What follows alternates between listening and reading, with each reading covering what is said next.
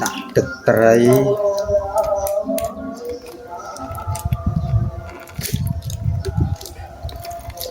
trơn tuyệt vời có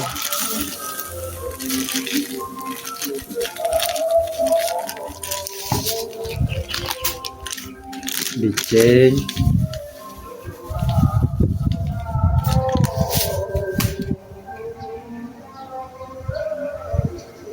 tầm so trăm cô vi sọt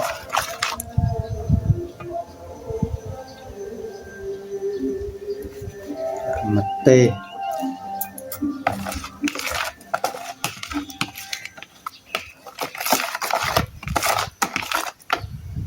tầm có hòm tích một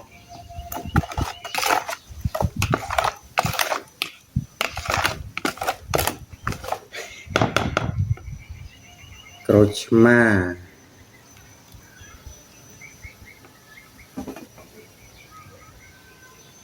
bây giờ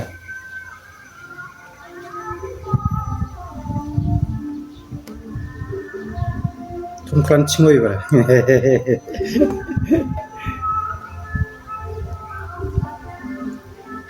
chẳng mới tranh hộp ấy mà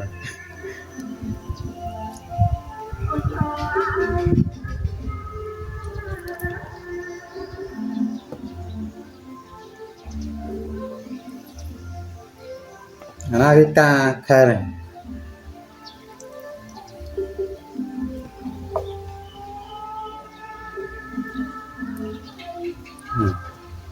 câu về sọp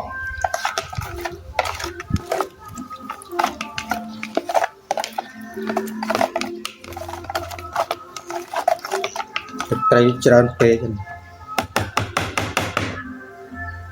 đã sạch chú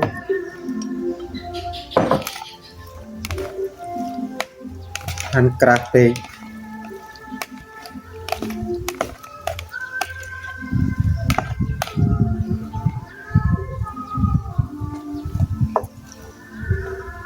tầm có hòm sạc cây tự mùi nhiều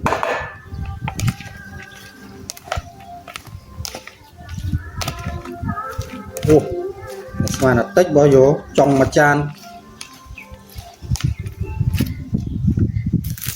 cà ly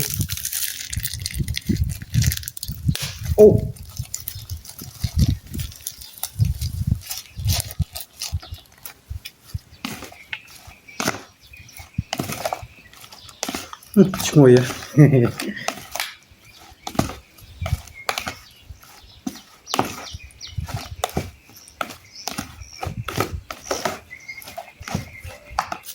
tê hòm tê bọc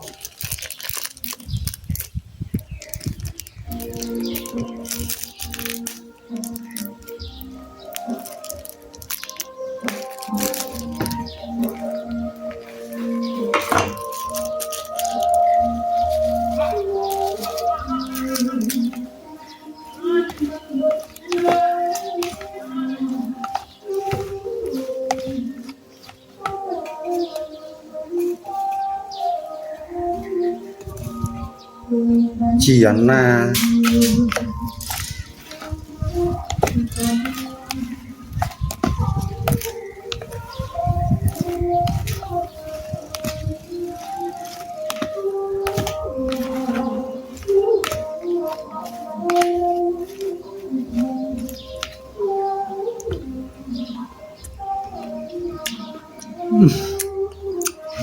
lạp sạch trục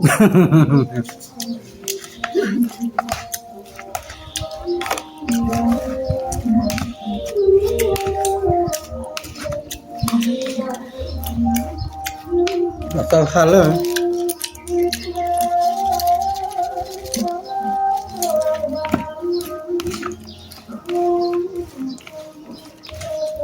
quả này kêu clam trâu nè cái nhà mắt che clam mà đã mùi được sọ mặt này.